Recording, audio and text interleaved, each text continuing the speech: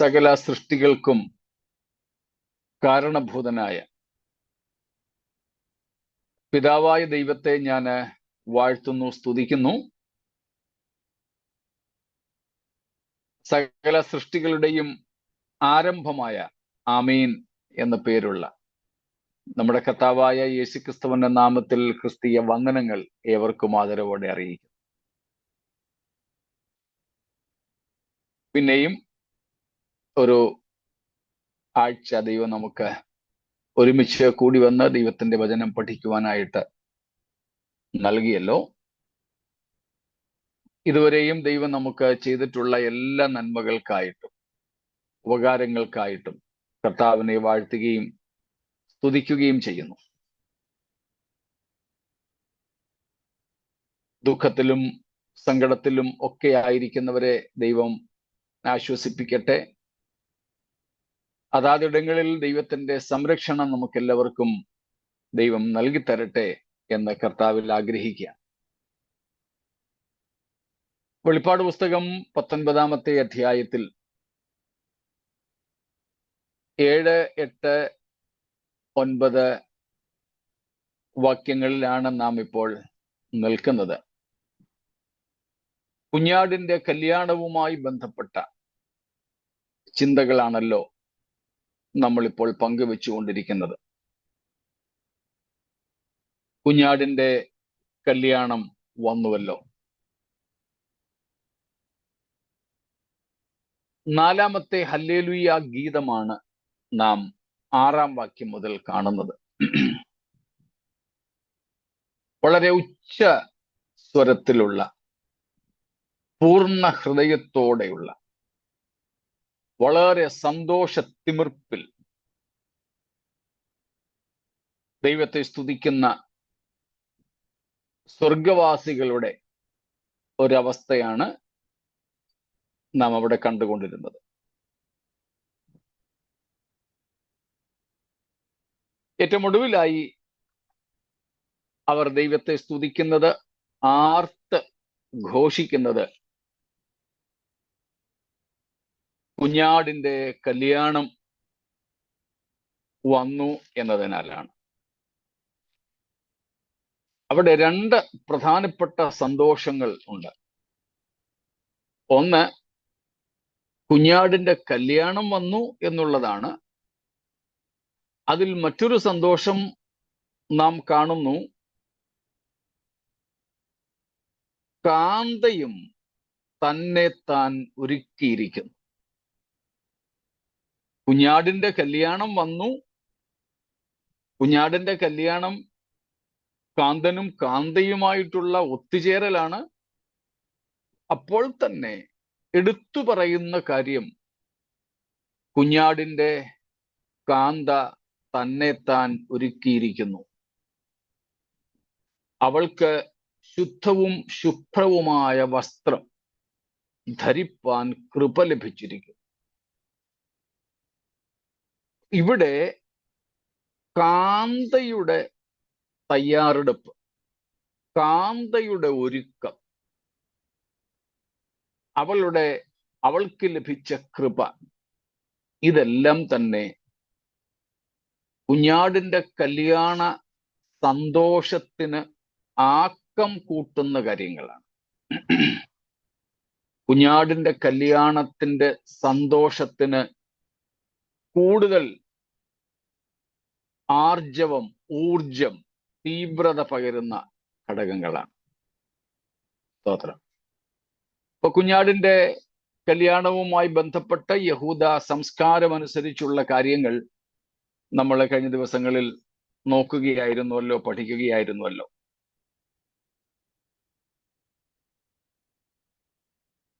അപ്പോ കുഞ്ഞാടിന്റെ കല്യാണം,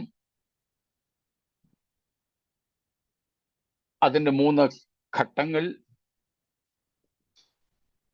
അതിൽ ക്ഷണിതാക്കളായി വരുന്നവർ, ഇവരെ കുറിച്ചൊക്കെ നമ്മൾ കഴിഞ്ഞ ദിവസങ്ങളിൽ കണ്ടു.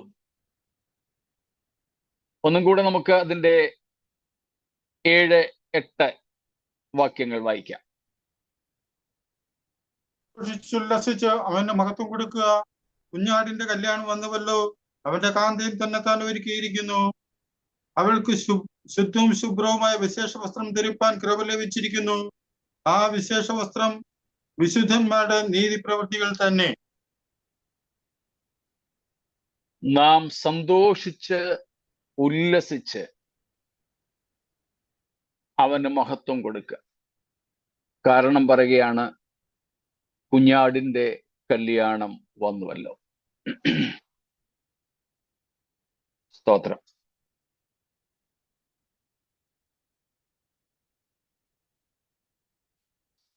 ആറാമത്തെ വാക്യത്തിൽ നമ്മൾ കണ്ടു, സർവശക്തിയുള്ള നമ്മുടെ ദൈവമായ കർത്താവ് രാജത്വമേറ്റിരിക്കും.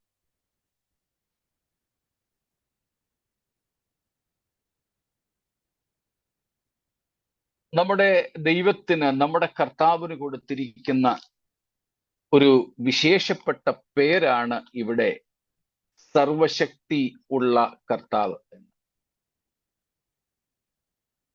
ഏതാണ്ട് 10 പ്രാവശ്യമാണ് ബൈബിളിൽ ദൈവത്തെ സർവശക്തൻ അല്ലെങ്കിൽ സർവശക്തി ഉള്ളവൻ എന്ന് വെളിപ്പെടുത്തുന്നത്. അതിൽ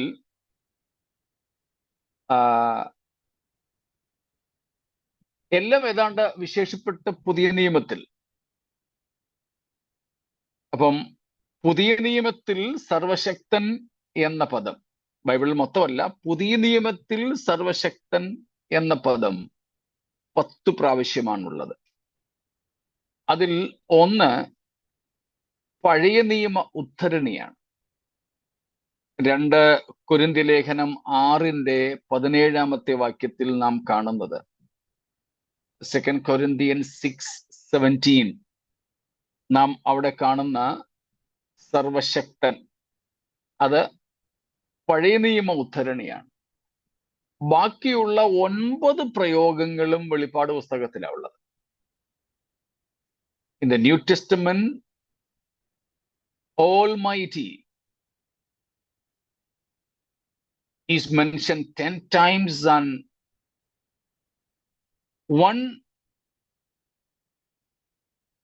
usage is in 2 Corinthians 6:17, and that also is an Old Testament quote. All other 9 occurrences are in the book of Revelation. വെളിപ്പാട് 1:8, 4:8, 11:17,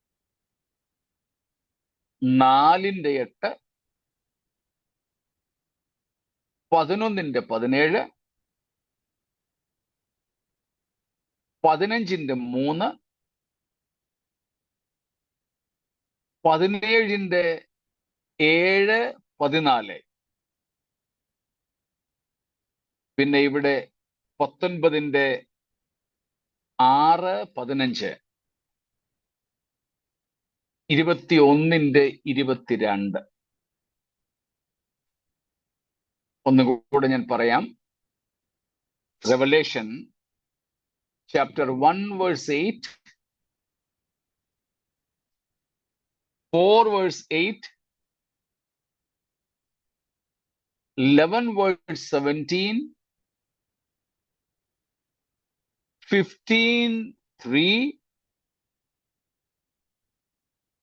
17:7 and 14,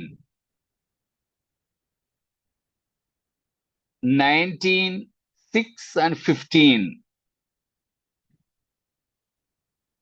and 21:22. Chapter 21 verse 22. ഇവിടങ്ങളിലെല്ലാം ദൈവത്തെ സർവശക്തൻ എന്ന് വിശേഷിപ്പിച്ചിരിക്കുന്നു.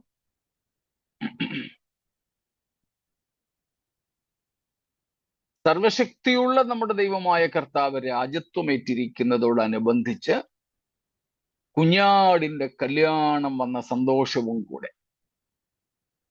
അപ്പം 2 സന്തോഷങ്ങൾ ഈ 6ഉം 7ഉം വാക്യങ്ങളിൽ നമുക്ക് ഒരുമിച്ച് കാണാം. ദൈവാധിപത്യം തുടങ്ങുന്നതിൻ്റെയും കുഞ്ഞാടിന്റെ വിവാഹത്തിന്റെയും. അതിൽ കുറച്ചുകൂടെ തൂവലുകൾ വയ്ക്കുന്നതാണ് മണവാട്ടിയുടെ ഒരുക്കത്തെക്കുറിച്ച്, അവളുടെ ശോഭയെക്കുറിച്ച്.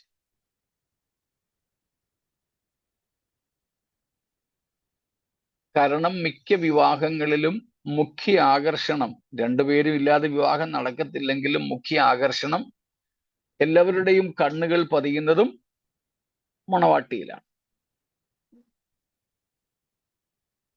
മണവാളന്റെ വസ്ത്രത്തെ അത്ര കാര്യമായിട്ട് ആരും ശ്രദ്ധിക്കാറില്ല. പക്ഷെ മണവാട്ടിയുടെ വസ്ത്രം പ്രത്യേകാൽ ശ്രദ്ധിക്കും. ഇവിടെയും അതാണ് എടുത്തു പറഞ്ഞിരിക്കുന്നത്. ഓർക്കണം, ഈ മണവാട്ടി ഒരിക്കൽ ചോര ഒലിപ്പിച്ച് അർത്ഥപ്രാണയായി നഗ്നയായി കിടന്നിരുന്നവളാണ്. ഒരു സൗന്ദര്യവുമില്ലാതെ, ഒരു ആകർഷണീയതയും ഇല്ലാതെ നഗ്നയായി, രക്തം വാർന്നവളായി, ജീവിച്ചെഴുന്നേൽക്കാൻ ഒരു സാധ്യതയുമില്ലാത്തതുപോലെ അർത്ഥപ്രാണയായി കിടന്നിരുന്നു. അവിടെ നിന്നാണ് ഇപ്പോൾ ഇവൾ രാജ്യത്വം, ലോകരാജ്യത്വം ഏറ്റെടുത്തിരിക്കുന്ന സർവശക്തിയുള്ള ദൈവമായ കർത്താവിന്റെ പട്ടമഹർഷി എന്ന പദവിയിലേക്ക് ഉയർന്നത്. അവൾ ഇന്ന് ധരിച്ചിരിക്കുന്ന വസ്ത്രം, അവളുടെ ശോഭ,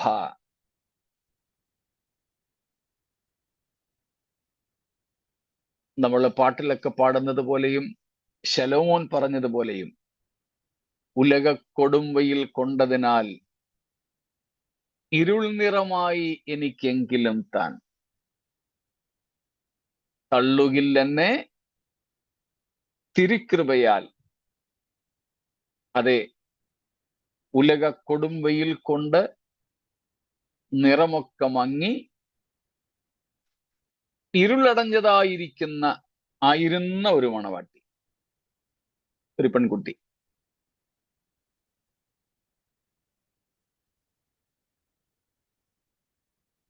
ഓർമ്മ കാണുമല്ലോ, നമുക്ക് പണ്ട് കുറച്ച് ഏതാനും വർഷങ്ങൾക്ക് മുമ്പ്, ഒത്തിരി നാളായില്ല, ഇപ്പോൾ അവരെ കുറിച്ച് കേൾവിയൊന്നുമില്ല, കൽക്കട്ടയുടെ തെരുവിൽ ഭിക്ഷയാചിച്ച് കഴിഞ്ഞിരുന്ന ഒരു സ്ത്രീ ലതാ മങ്കേഷ്കർ എന്ന പ്രസിദ്ധ ഗായികയുടെ സ്വരമുള്ള, ഒരുപക്ഷെ അവരെ പോലെ പാടുന്നവളാണെന്നൊക്കെ പറഞ്ഞ് സോഷ്യൽ മീഡിയയിൽ തരംഗമായി. അവർക്ക് എവിടേക്കോ, ബോളിവുഡിലോ എവിടെയൊക്കെ അവരെ വിളിച്ചുകൊണ്ട് വരികയും പാടുകയും ഒക്കെ ചെയ്ത കാര്യങ്ങളൊക്കെ നമുക്ക് ഓർമ്മ കാണും. ഈ കഴിഞ്ഞ ദിവസവും ഞാൻ ഓർത്തു, അവരെക്കുറിച്ച് ഇപ്പോൾ ഒന്നും കേൾക്കാനില്ലല്ലോ. ഓർക്കാൻ കാരണം മറ്റൊന്നുമല്ല, ഇപ്പോൾ ഇന്ത്യയിൽ നടന്നുകൊണ്ടിരിക്കുന്ന മഹാകുംഭമേളയിൽ രുദ്രാക്ഷമാല വിറ്റ് നടന്ന ഒരു പെൺകുട്ടിയെ കുറിച്ച് നിങ്ങളൊക്കെ വാർത്തകളിൽ കണ്ടു കാണും. കഴിഞ്ഞ ദിവസം ആ പെൺകുട്ടി കേരളത്തിൽ വന്നു,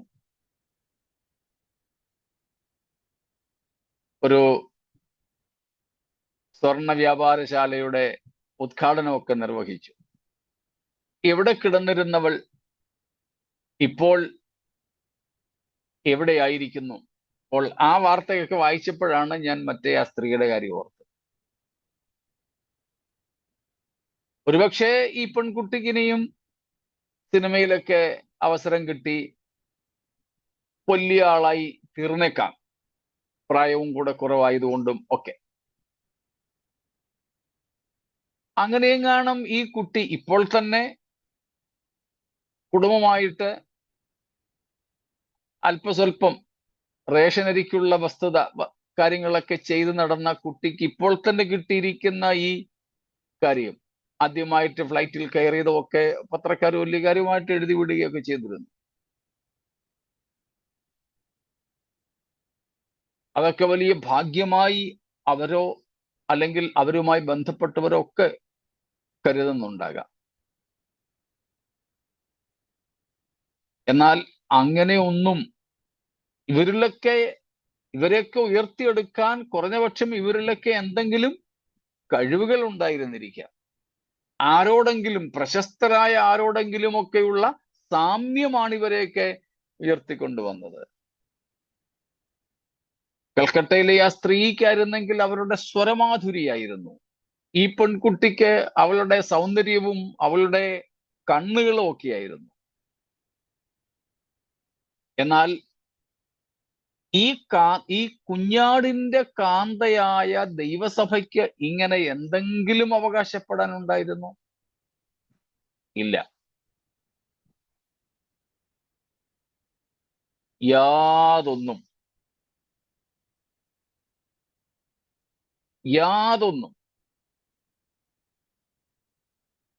പ്രശസ്തരായ ആരോടെങ്കിലും സാമ്യമോ എന്തെങ്കിലും ഒരു കഴിവോ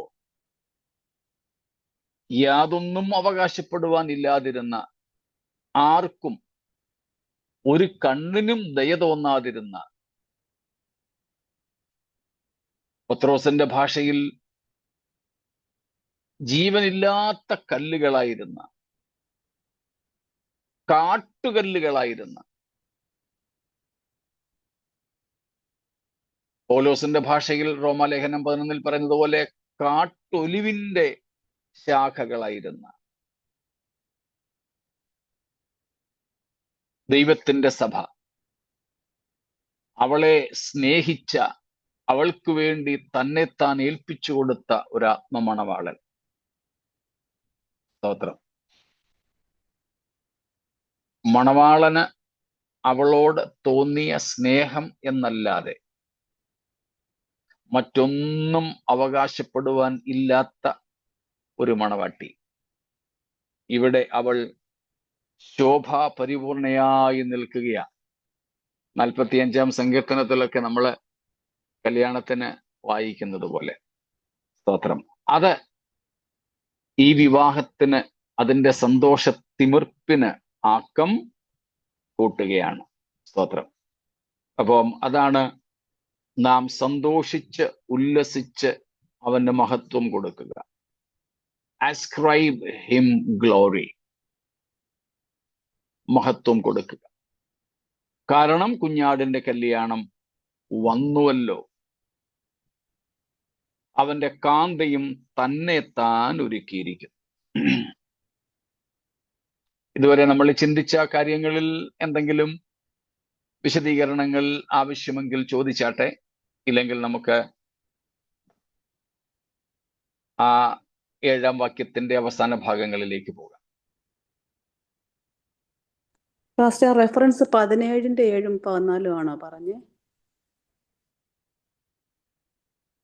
17-ന്റെ അതെ.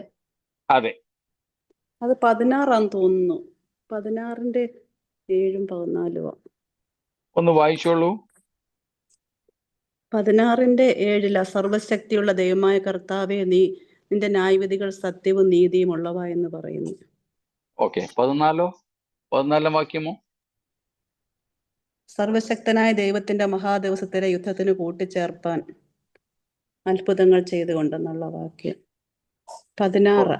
ഓക്കെ, 16-ാം അധ്യായമാ. ഓക്കെ, ഇപ്പൊ എഴുതിയതിൽ തെറ്റിപ്പോയതാണ്. 16-ന്റെ 17-ന് പകരം 16-ാം അധ്യായത്തിന്റെ 7-ഉം 14-ഉം വാക്യങ്ങളിൽ. Thank you.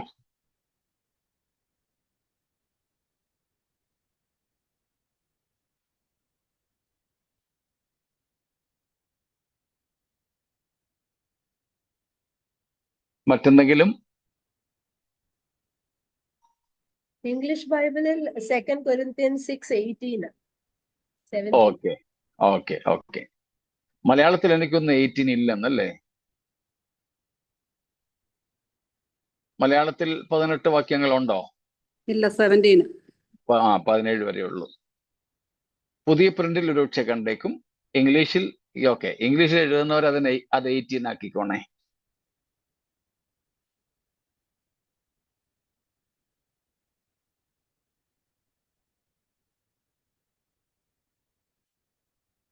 Thank you.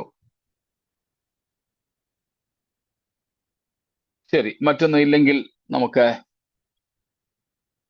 നമ്മൂടെ കാണുന്നു. അവന്റെ കാന്തയും തന്നെത്താൻ ഒരുക്കിയിരിക്കുന്നു. തന്നെത്താൻ ഒരുക്കിയിരിക്കുന്നു. നമ്മള് കണ്ടതുപോലെ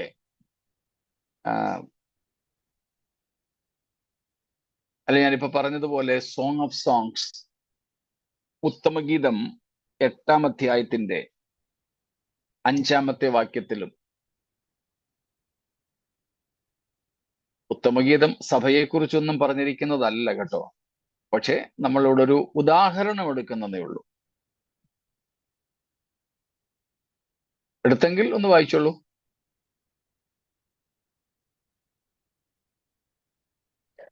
മരുഭൂമിയിൽ നിന്നും തന്റെ പ്രിയന്റെ മേൽ ചാരിക്കൊണ്ട് വരുന്നവൾ ആര്? നഗരത്തിൻ ചുവട്ടിൽ വെച്ച് ഞാൻ നിന്നെ ഉണർത്തി. അവിടെ വെച്ചാണല്ലോ നിന്റെ അമ്മ നിന്നെ പ്രസവിച്ചത്. അവിടെ വെച്ചാണല്ലോ നിന്നെ പെറ്റവൾക്ക് ഈറ്റുനോവ് കിട്ടിയത്. 1-ാം അധ്യായത്തിന്റെ 5-ഉം 6-ഉം കൂടെ വാക്യം. 1-ന്റെ 5-ഉം 6-ഉം കൂടെ. യെരൂശലേം പുത്രിമാരെ, ഞാൻ കറുത്തവൾ എങ്കിലും കേദാര്യ കൂടാരങ്ങളെ പോലെയും ശലോമോന്റെ തിരശ്ശീലകളെ പോലെയും അഴകുള്ളവൾ ആകുന്നു. ശലോമോന്റെ ഭാവനയിലോ അല്ലെങ്കിൽ ഞാൻ ഈ ഉത്തമഗീതത്തെ അക്ഷരീയ അർത്ഥത്തിലാണ് എടുക്കുന്നത് കേട്ടോ. സഭയെക്കുറിച്ചുള്ള മാർമിക പ്രസ്താവനകളായിട്ട് അതിനെ കൈക്കൊള്ളുവാൻ പുതിയ നിയമത്തിൽ സഭയെക്കുറിച്ച് പറഞ്ഞിരിക്കുന്ന ഉപദേശങ്ങൾ നിമിത്തം സാധിക്കില്ല.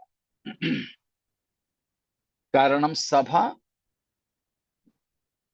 ഒരു മർമ്മമായിരുന്നു,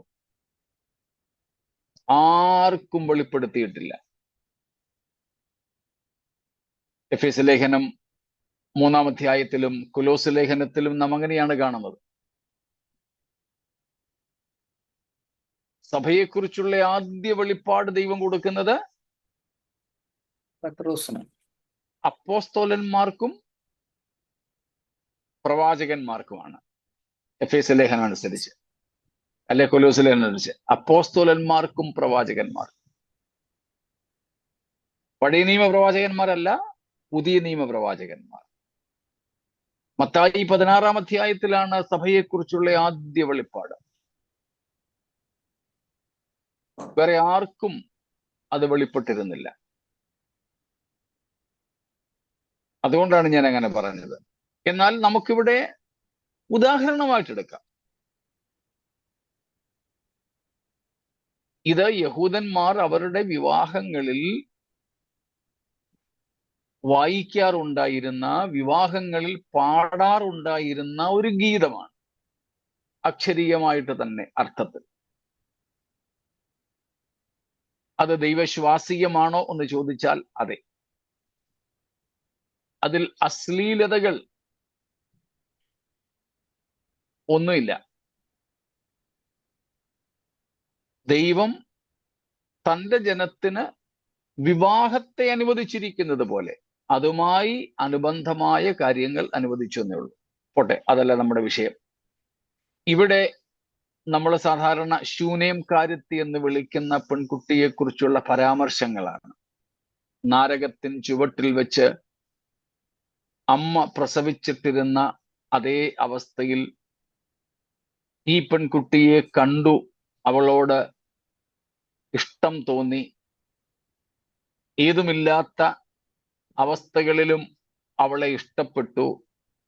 അവളുടെ നിറവും അപ്പോൾ തന്നെ സൗന്ദര്യമൊക്കെ വിവരിക്കുന്ന സംഗതികൾ അതിൽ നിന്ന് പോലും വ്യത്യസ്തമായിട്ടാണ് നമുക്ക് കാണുവാൻ കഴിയുന്നത് ക്രിസ്തുവിന്റെ കാന്തയെ, ദൈവത്തിന്റെ സഭയെ. എനിക്ക് വളരെ ഇഷ്ടപ്പെട്ട ഒരു വിഷയമാണ് നമ്മുടെ അവർ പ്രീ ക്രിസ്ത്യൻ സ്റ്റാറ്റസ് എന്നുള്ളത്. പുതിയ നിയമത്തിൽ നിന്ന് നാം രക്ഷിക്കപ്പെടുന്നതിന് മുൻപുള്ള നമ്മുടെ അവസ്ഥയെക്കുറിച്ച് ചിന്തിക്കുന്നതും പഠിക്കുന്നതും പഠിപ്പിക്കുന്നതും എനിക്ക് വളരെ ഇഷ്ടമുള്ളൊരു വിഷയമാണ്. അതിൽ ചിലതൊക്കെ നമ്മുടെ കൂട്ടത്തിൽ ഞാൻ പറഞ്ഞിട്ടുണ്ട്.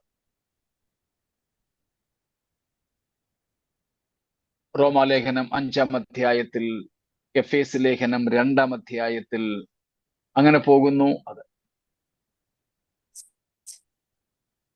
നമ്മൾ ക്രിസ്തുവിൽ ആകുന്നതിന് മുമ്പുള്ള നമ്മുടെ അവസ്ഥ. അതൊക്കെ വെച്ച് നോക്കിയാൽ നമുക്കൊരിക്കലും ദൈവസന്നിധിയിലേക്ക് അടുത്തു വരുവാൻ യാതൊരു യോഗ്യതകളും ഇല്ല. ജനനം കൊണ്ടുണ്ടോ, മറ്റേതെങ്കിലും തരത്തിൽ ഇല്ല. സ്തോത്രം. പക്ഷേ ദൈവത്തിന് നമ്മോട് കരുണ തോന്നി. അതുകൊണ്ടാണ് നാം വായിക്കുന്നത്, കൃപയാലല്ലോ നാം രക്ഷിക്കപ്പെട്ടിരിക്കുന്നത്. നമ്മുടെ രക്ഷയ്ക്ക് ആധാരം ദൈവത്തിന്റെ കൃപയാണ്. ദൈവത്തിന്റെ കൃപയാണ്. സ്തോത്രം. വേറെ ഒന്നുമില്ല. എഫേസ് ലേഖനം 2-ന്റെ 10-ാമത്തെ വാക്യം, 2:10 എഫേഷ്യൻസ്.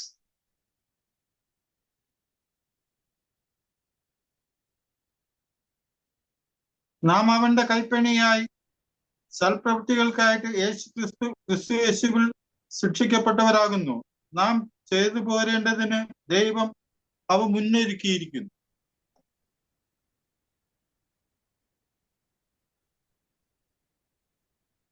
അതിന്റെ 8-ാമത്തെ വാക്യം,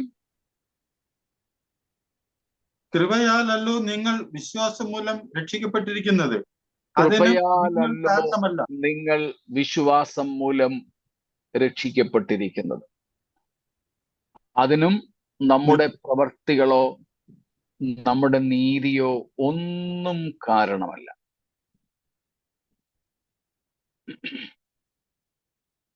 അപ്പോൾ ദൈവത്തിന്റെ കൃപ, അതിൽ നാം അർപ്പിച്ച വിശ്വാസം, ഈവൻ വിശ്വസിക്കുവാൻ പോലും നമുക്ക് ദൈവം കൃപ തന്നു എന്നുള്ളതാണ് സത്യം. അപ്പോൾ നമുക്ക് ഒരു തരത്തിലും പ്രശംസിക്കുവാൻ വകയില്ല. 1 കൊരിന്ത്യർ 1-ാം അധ്യായത്തിലും പൗലോസ് അക്കാര്യം പറയുന്നുണ്ട്. ലോകാഭിപ്രായ പ്രകാരം ജ്ഞാനികൾ ഏറെയില്ല, ബലവാന്മാർ ഏറെയില്ല, കുലീനന്മാരും ഏറെയില്ല. ജ്ഞാനികളെ ലജ്ജിപ്പിപ്പാൻ ദൈവം ലോകത്തിൽ ഭോഷത്വമായത് തിരഞ്ഞെടുത്തു. ബലമുള്ളതിനെ ലജ്ജിപ്പിപ്പാൻ ദൈവം ലോകത്തിൽ ബലഹീനമായത് തിരഞ്ഞെടുത്തു. ഉള്ളതിനെ ഇല്ലായ്മയാക്കുവാൻ ദൈവം ലോകത്തിൽ കുലഹീനവും നികൃഷ്ടവുമായതും ഏതുമില്ലാത്തതും തിരഞ്ഞെടുത്തു, ദൈവസന്നിധിയിൽ ഒരു ജഡവും പ്രശംസിക്കാതിരിക്കേണ്ടതിന് തന്നെ. സ്തോത്രം. ജ്ഞാനികൾ, ധനവാന്മാർ, ബലവാന്മാർ, കുലശ്രേഷ്ഠന്മാർ ആരുമില്ലെന്നല്ല, ഏറെയില്ല. ചുരുക്കം ചിലര് തീർച്ചയായിട്ടും ഉണ്ടാവും പൗലോസിനെ പോലെ. എന്നിട്ടും പൗലോസ് പറയുന്നത്, ഞാൻ ആ പാപികളിൽ ഒന്നാമനെന്ന്. മനുഷ്യരുടെ മുമ്പിൽ പ്രശംസിക്കുവാൻ വകയുണ്ടാവും, പക്ഷേ ദൈവസന്നിധിയിൽ ഇല്ലതാനും. പൗലോസ് അക്കാര്യം പറയുന്നു ഫിലിപ്പിയർ 3-ാമത്തെ അധ്യായത്തിൽ. അപ്പോ മനുഷ്യരുടെ മുമ്പിൽ നമുക്കൊക്കെ പ്രശംസിക്കുവാൻ പലതും കാണും. വിദ്യാഭ്യാസമോ കുടുംബമോ ഒക്കെ ചിലപ്പോൾ സമൂഹത്തിൽ നമുക്ക് പ്രശംസിക്കുവാൻ വക തരുന്നതാകാം. ദൈവസന്നിധിയിലോ ഒന്നുമില്ല. സ്തോത്രം. നമുക്കൊക്കെ ആകെ കൂടെ പറയാൻ പറ്റുന്നത്, ഒന്ന്, ദൈവത്തിന് നമ്മോട് തോന്നിയ കൃപ. മറ്റൊന്ന്, തെരഞ്ഞെടുപ്പിന്റെ പുതപ്പ് നമ്മുടെ മേൽ വീണു. അത്രേ ഉള്ളൂ. ദൈവത്തിന് നമ്മോട് തോന്നിയ കൃപയും കരുണയും സ്നേഹവും തെരഞ്ഞെടുപ്പും ഒക്കെ അല്ലാതെ നമുക്ക് രക്ഷയുടെ വിഷയത്തിൽ പോലും പ്രശംസിക്കുവാൻ ഏതുമില്ല, ഒന്നുമില്ല. സ്തോത്രം. ഇപ്പൊ പൗലോസ് പറയുന്നു, കൃപയാലല്ലോ നാം വിശ്വാസം മൂലം രക്ഷിക്കപ്പെട്ടിരിക്കുന്നത്. അപ്പൊ നമ്മുടെ രക്ഷയ്ക്ക് ആധാരം, മണവാട്ടിയുടെ കാര്യമാണ് പറയുന്നത്, കൃപ മാത്രം, കൃപ മാത്രം. തീത്തോസിനുള്ള ലേഖനത്തിൽ പൗലോസ് പറയുന്നുണ്ട്, 2-ാമത്തെ അധ്യായത്തിൽ, സകല മനുഷ്യർക്കും രക്ഷാകരമായ ദൈവകൃപ ഉദിച്ചുവല്ലോ. സകല മനുഷ്യർക്കും.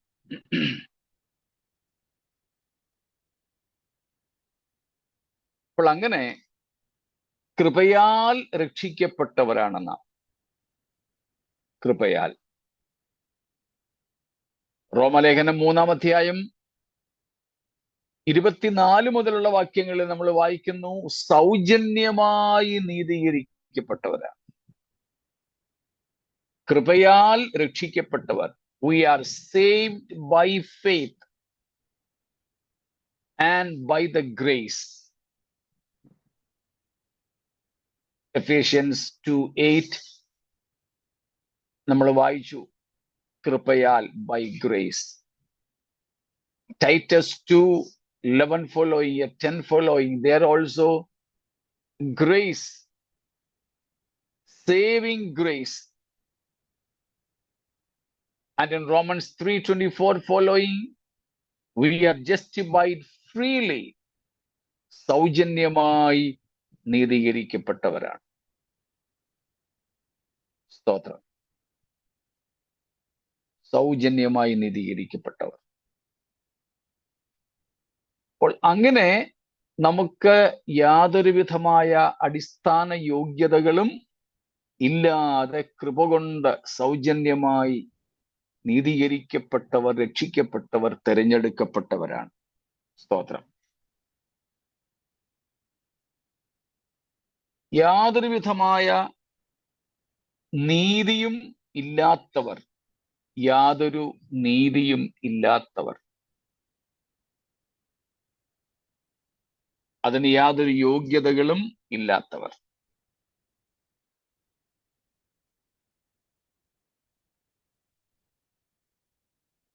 ഇവിടെ പറയുന്നു, കാന്തയും തന്നെ താൻ ഒരുക്കിയിരിക്കുന്നു. അപ്പോൾ നാം രക്ഷിക്കപ്പെട്ടത്, ദൈവകൃപയിലേക്ക് വന്നത് നമ്മുടെ ആരുടെയും പ്രാർത്ഥനയാലുമല്ല, പ്രയത്നത്താലുമല്ല. അതിനൊക്കെയും ദൈവം തന്നെ കാരണഭൂതൻ. ഒരു ജഡവും പ്രശംസിക്കുവാൻ വകയില്ലെന്ന് നാം ആ ഭാഗങ്ങളിൽ നിന്നും കണ്ടു. എന്നാൽ നമ്മളിപ്പോൾ വായിച്ച എഫേസ്യർ 2:10 8-ാം വാക്യത്തിൽ പറഞ്ഞതുപോലെയുള്ള കൃപയാൽ വിശ്വാസം നിമിത്തമുള്ള രക്ഷ ദൈവം നമുക്ക് നൽകിയത്, അല്ലെങ്കിൽ കൃപയാൽ നമ്മെ രക്ഷിച്ചത് എന്തിനു വേണ്ടിയാണെന്ന് ആ 10-ാം വാക്യം പറഞ്ഞത്?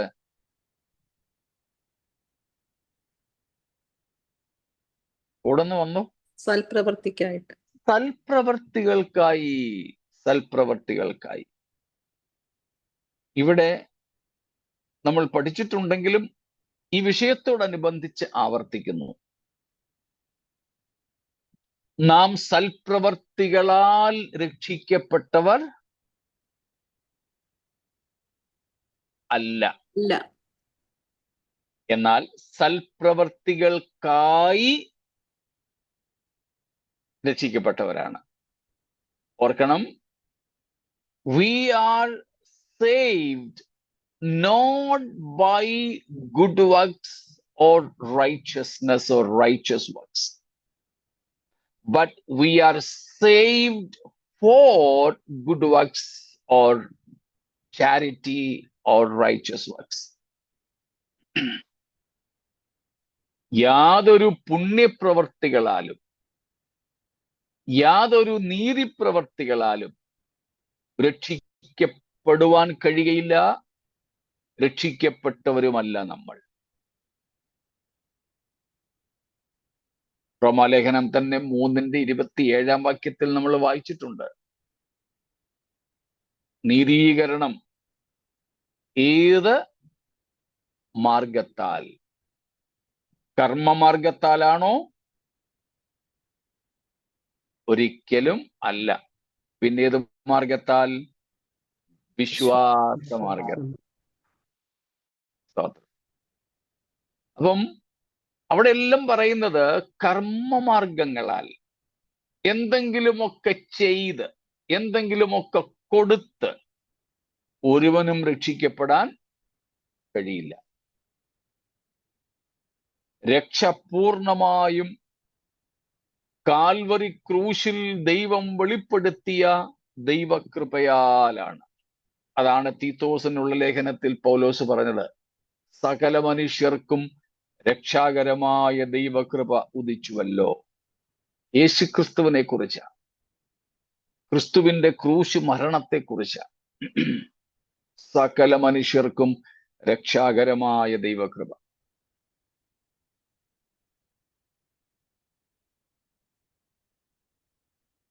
അപ്പൊ കൃപയാൽ മാത്രമാണ് നാം രക്ഷിക്കപ്പെട്ടത്. അത് ദൈവം ക്രൂശിൽ നിവർത്തിച്ചു. ആ കൃപ എന്ന് പറയുന്നത്, ആ കൃപയുടെ അടയാളം എന്ന് പറയുന്നത് യേശു ക്രിസ്തുവിന്റെ ക്രൂശാണ്. The finished work on the cross is the very proof of that grace. സകല മനുഷ്യർക്കും രക്ഷാകരമായ ദൈവകൃപയുടെ തെളിവാണ്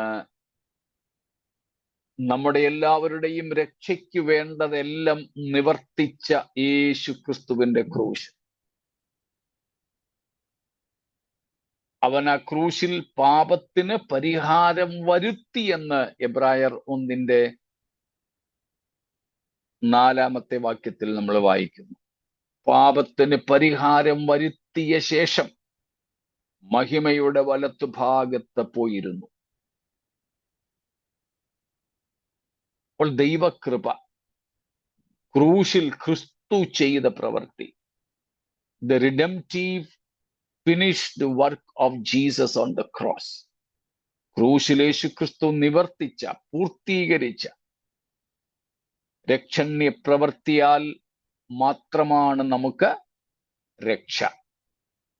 മറ്റ് യാതൊരു മനുഷ്യന്റെയും പ്രവൃത്തികളാൽ അല്ല. ജീവനോടിരിക്കുമ്പോഴോ മരിച്ച ശേഷമോ അവരവർക്ക് വേണ്ടി ചെയ്യുന്നതോ മറ്റുള്ളവർക്ക് വേണ്ടി മറ്റുള്ളവർ ചെയ്യുന്നതോ ആയ യാതൊന്നിനാലും രക്ഷ, വിശുദ്ധീകരണം, നീതീകരണം ഒന്നും സാധ്യം അല്ലേ അല്ല. സ്തോത്രം. അല്ല, നമുക്ക് വേറെ രക്ഷയ്ക്ക് വേണ്ടി പ്രാർത്ഥിക്കരുതോ? പ്രാർത്ഥിക്കാം, മറ്റുള്ളവരുടെ രക്ഷയ്ക്ക് വേണ്ടി പ്രാർത്ഥിക്കാം.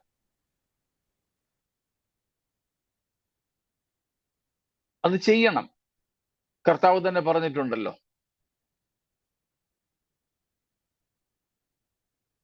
കൊയ്ത്തിന് വേണ്ടി വേലക്കാരെ അയക്കാൻ നിങ്ങൾ പ്രാർത്ഥിക്കണമെന്ന്. പൗലോസ് അപ്പോസ്തലനും പറഞ്ഞിട്ടുണ്ട്. പൗലോസ് തന്റെ ചാർച്ചക്കാരായ ഇസ്രായേല്യർക്ക് വേണ്ടി ആഗ്രഹിച്ചത് റോമർ 9 പറഞ്ഞിട്ടുണ്ട്. അത് നമുക്ക് തീർച്ചയായിട്ടും ചെയ്യണം.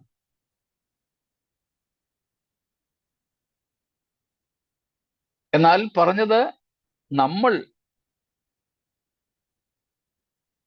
രക്ഷിക്കപ്പെട്ടതോ ഇനി വേണ്ട, നമ്മുടെ രക്ഷയ്ക്ക് വേണ്ടി ദൈവം തന്റെ ഏകജാതനെ ഭൂമിയിലേക്ക് അയച്ചതുപോലും നമ്മുടെ ആരുടെയും പ്രാർത്ഥന കൊണ്ട് അല്ല. മനുഷ്യനെ സൃഷ്ടിക്കുന്നതിനു മുമ്പ് തന്നെ ദൈവം തന്റെ പുത്രനെ നമ്മുടെ വീണ്ടെടുപ്പുകാരനായി അയക്കാൻ തീരുമാനിച്ചിരുന്നു. അതുകൊണ്ട് നമ്മുടെ രക്ഷയ്ക്ക് അടിസ്ഥാനമായ ക്രിസ്തുവിന്റെ വരവ്, മരണം, ഇതൊന്നും പ്രാർത്ഥന കൊണ്ട് പോലും അല്ല.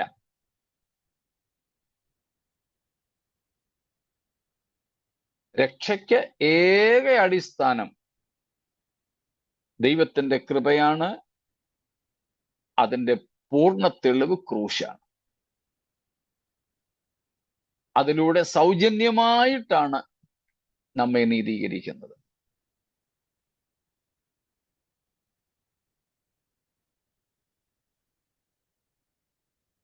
എന്നാൽ ദൈവം നമ്മെ രക്ഷിച്ചാക്കിയിരിക്കുന്നത് എന്തിനു വേണ്ടിയാണ്?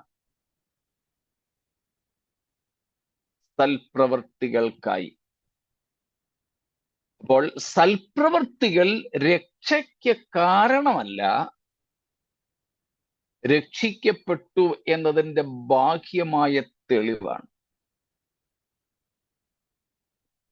അതുകൊണ്ട് ഒരുത്തൻ സൽപ്രവൃത്തി ചെയ്യുന്നത് കണ്ടാൽ അവൻ രക്ഷിക്കപ്പെട്ടവനാണെന്ന് ഉറപ്പിക്കാൻ പറ്റില്ല. എന്നാൽ രക്ഷിക്കപ്പെട്ടവർ എന്ത് ചെയ്യും? സൽപ്രവൃത്തികൾ ചെയ്യും, ഗുഡ് വർക്ക്സ് ചെയ്യും. മുമ്പൊരിക്കൽ കാനവച്ചന്റെ ഒരു കാര്യം ഞാൻ നമ്മുടെ ഇടയിൽ പറഞ്ഞത് എനിക്ക് ഓർമ്മയുണ്ട്. ഇവിടെ ഒരു യോഗത്തിന് പലരും പ്രസംഗിക്കുന്ന ഒരു വേദിയാ. ഒരു ചെറുപ്പക്കാരൻ അവിടെ വന്നിട്ടുണ്ട്. കാനവച്ചനോട് ഇങ്ങനെ സംസാരിച്ച വഴിക്ക് ചോദിച്ചു, അച്ഛൻ എന്തൊക്കെ കൃപാവരങ്ങളുണ്ട്? നമുക്ക് ഓർമ്മ വരുന്നുണ്ടായിരിക്കും. അച്ഛൻ പറഞ്ഞു, പ്രത്യേകിച്ച് കൃപാവരം വല്ലതും ഉണ്ടെന്ന് എനിക്ക് തോന്നുന്നില്ല. അച്ഛന്റെ ഭാഷയല്ലേ. അല്ല, എന്നാലും എടുത്തെടുത്ത് ചോദിച്ചു. അച്ഛൻ പറഞ്ഞു, അങ്ങനെ എനിക്കൊന്നും തോന്നുന്നില്ല.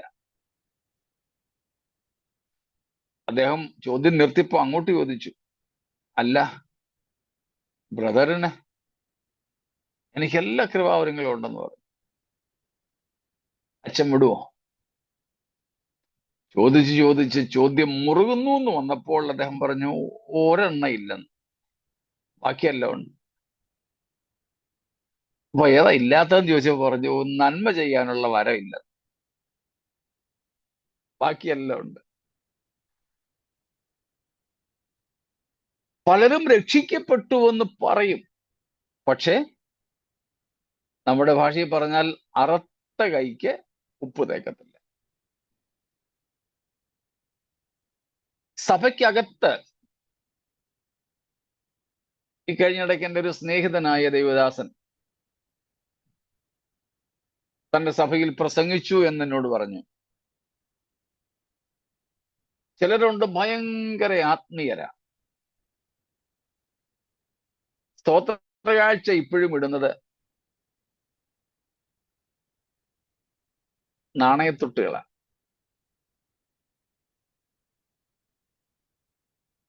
കഴിഞ്ഞ അതിനാളായില്ല ഒരു സഭയിൽ നടന്നൊരു സംഭവം എന്നോട് ഒരാൾ പറഞ്ഞു. 5 രൂപയുടെയാണോ 10 രൂപയുടെ ആ തുക ഞാൻ ഓർക്കുന്നില്ല. ഒരാൾ സ്തോത്രകാഴ്ച ഇട്ടു. ഒരു നോട്ടിന്റെ പകുതി, ഈ മടക്കുമല്ലോ, മടക്കുമ്പോൾ മുറിഞ്ഞു പോയതിന്റെ ഒരു പകുതിയാണ് ഒരാൾ സ്തോത്രകാഴ്ച ഇട്ടത്. സ്തോത്രകാഴ്ചയൊക്കെ എന്നെ വിചാരിച്ചത് ആരാപ്പ ഇട്ടത്, ഒരു പിടുത്തവും ഇല്ലല്ലോ. എന്തായാലും ആള് വിശ്വസ്തനായിരുന്നു. അതുകൊണ്ട് അതിന്റെ അടുത്ത ഭാഗം, അടുത്ത മുറി അടുത്ത ആഴ്ച ഇട്ടു.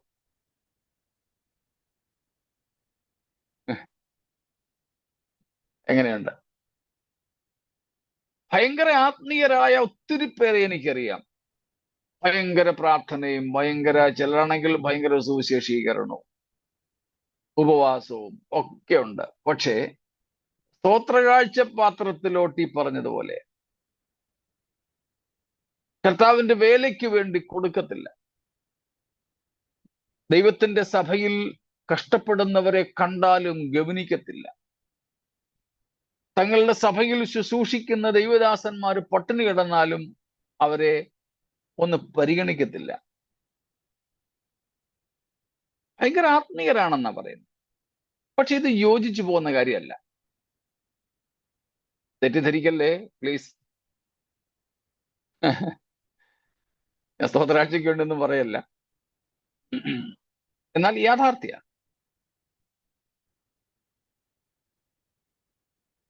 ഇവിടെ പറയുന്നു, കാന്ത തന്നെത്താൻ ഒരുക്കിയിരിക്കുന്നു. അവൾക്ക് ശുദ്ധവും ശുഭ്രവുമായ വിശേഷ വസ്ത്രം ധരിപ്പാൻ കൃപ ലഭിച്ചിരിക്കുന്നു. ആ വിശേഷ വസ്ത്രം എന്താണ്? വിശുദ്ധന്മാരുടെ നീതിപ്രവർത്തികൾ തന്നെ.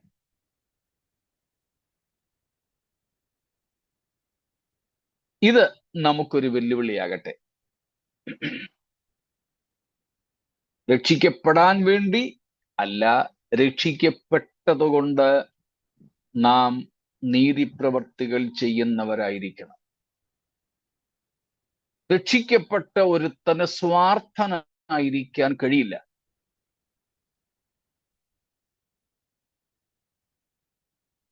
A truly born again person will not be and cannot be selfish in whatever manner it be. They will be generous. They will genuinely be charitable. അത് ഫോട്ടോ വരാനും പേര് വരാനും ഒന്നും ആയിരിക്കില്ല. ആവശ്യങ്ങളിൽ ഇരിക്കുന്നവരെ സഹായിപ്പാൻ. എനിക്ക് കഴിഞ്ഞ ദിവസങ്ങളിൽ എൻ്റെ ഒരു സ്നേഹിതൻ ദൈവദാസന്റെ ഒരു വാട്സപ്പ് സന്ദേശം ലഭിച്ചു. ദൈവദാസനെ, എനിക്ക് പരിചയമുള്ള ഒരാളിന്റെ വിവാഹം നടക്കാൻ പോകുന്നു. തൻ്റെ വിവാഹത്തോടനുബന്ധിച്ച് രണ്ടുപേരുടെയാന്ന് തോന്നുന്നു വിവാഹം കഴിപ്പിച്ചയക്കാൻ നിർവാഹമില്ലാത്ത രണ്ടുപേരെന്നാണ് എൻ്റെ ഓർമ്മ. അദ്ദേഹം സഹായിക്കുവാൻ ആഗ്രഹിക്കുന്നു. താങ്കൾക്ക് അങ്ങനെ ആരെയെങ്കിലും ജെനുവിനായിട്ട് ആവശ്യങ്ങളിൽ ഇരിക്കുന്നവരെ പരിചയമുണ്ടെങ്കിൽ ഒന്ന് പരിചയപ്പെടുത്തി തരണേ എന്ന് പറഞ്ഞുകൊണ്ട് എനിക്ക് ഇങ്ങനെ എഴുതിയിരിക്കുന്നത്, one of my non-person's child is getting married. They want to conduct 2 poor people's wedding along with that. If anyone is in your mind, please let me know.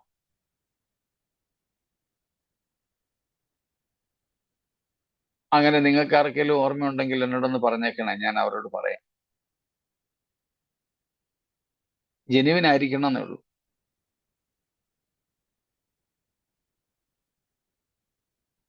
ഇത് മറ്റൊന്നിനും വേണ്ടിയല്ല, ആളിനെ എനിക്കറിയില്ല. അപ്പോൾ രക്ഷിക്കപ്പെട്ടത് കൊണ്ട്, കഴിഞ്ഞ ദിവസങ്ങളിലൊക്കെ ഞാൻ വിവാഹത്തിന്റെ കാര്യങ്ങളൊക്കെ നമ്മുടെ ക്ലാസ്സിൽ പറഞ്ഞിരുന്നല്ലോ, ഇതുപോലെ ചെയ്യണം. 10 വരെ കുറച്ചേ വിളിച്ചില്ലല്ലോ, സാരമില്ല.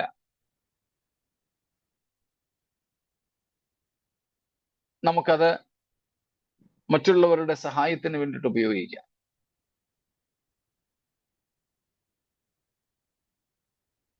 പറഞ്ഞു വന്നത്, ക്രിസ്തുവിന്റെ കാന്ത തന്നെത്താൻ ഒരുക്കിയിരിക്കുന്നു. തന്നെത്താൻ എന്നുള്ളത് നമുക്ക് കർത്താവിന്റെ വരവ് താമസിച്ചാൽ ബുധനാഴ്ച ചിന്തിക്കാം, നാളെ പറ്റില്ലല്ലോ. അല്ല, ഇനി നാളെ ചോദ്യം നേരത്തെ തീരുകയാണെങ്കിൽ നമുക്കത് ഇത് ചിന്തിക്കാം. എന്നാൽ ഈ 2 കാര്യം മാത്രം, നാം രക്ഷിക്കപ്പെട്ടത് കൃപയാലാണ്, വിശ്വാസത്താലാണ്, ആരുടെയും നീതിപ്രവർത്തികളല്ല. ഒരു പ്രവൃത്തിയും നമ്മെ നീതീകരിക്കുന്നില്ല, ഒരു പ്രവൃത്തിയും നമ്മെ രക്ഷയ്ക്ക് പ്രാപ്തരാക്കുന്നില്ല. പ്രവർത്തികളാൽ നീതീകരണവും രക്ഷയും വിശുദ്ധീകരണവും ഒന്നും സാധ്യമല്ല. എന്നാൽ രക്ഷിക്കപ്പെട്ടതുകൊണ്ട്, കർത്താവ് നമ്മെ നീതീകരിച്ചതുകൊണ്ട് നമുക്ക് നീതിപ്രവർത്തികൾ ചെയ്ത് നമ്മുടെ പിതാവായ ദൈവത്തിന്റെ മഹത്വത്തിനായിട്ട് ജീവിക്കാം. സ്തോത്രം. ആയതിനായിട്ട് നമ്മെ നമുക്ക് ഏൽപ്പിക്കാം. ഇതുവരെയുള്ള വിഷയങ്ങൾ എന്തെങ്കിലും വിശദീകരണം ആവശ്യമുണ്ടോ? ഇല്ലെങ്കിൽ നമുക്ക് പ്രാർത്ഥിച്ച് അവസാനിപ്പിക്കാം.